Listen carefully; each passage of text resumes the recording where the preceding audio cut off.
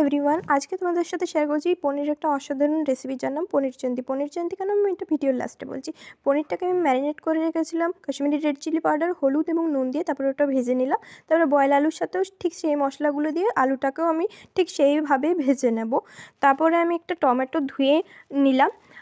টমেটোটাকে আমি পিউরি করে নিলাম। তারপরে কড়াইয়ে দিলাম একটু চিনি। টমেটো পিউরিটা আমি এবার তেলে দিলাম। তারপরে ওটাকে ভালোভাবে মিক্স করে নিলাম। তারপরে আদা কুচোনোটাকে দিলাম। আদা কুচোনোটাকে ভালোভাবে মিক্স করার পর আমি একটা বাটিতে নিয়ে নিলাম হলুদ গুঁড়ো, জিরে গুঁড়ো, ধনে গুঁড়ো, কাশ্মীরি রেড চিলি পাউডার এবং নুন। ওটাকে ভালোভাবে মিক্স করে নিতে হবে যেন কোনো ক্লাম্পস না থাকে। তারপরে ওটা আমি কড়াইয়ে দিয়ে দিলাম। কড়াই দেওয়ার পর আমি দিলাম চেরা কাঁচা লঙ্কা এবং তারপরে আমি দিয়ে দিলাম আলুগুলোকে, যেগুলো আমি ভেজে রেখেছিলাম। ওটাকে ভালোভাবে মিক্স করে নেব। তারপরে আমি একটু জল দিয়ে দিলাম।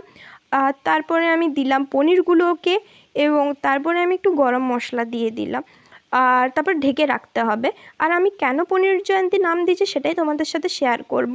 আমি একদমই পনির খেতাম না, যবে থেকে এই রেসিপিটা ট্রাই করেছি আমি জাস্ট পনিরের প্রতি প্রেমে পড়ে গেছি। আর পনির খাওয়া আমার 1 বছর হলো, তাই এটা আমি নাম দিয়েছি পনির জয়ন্তী।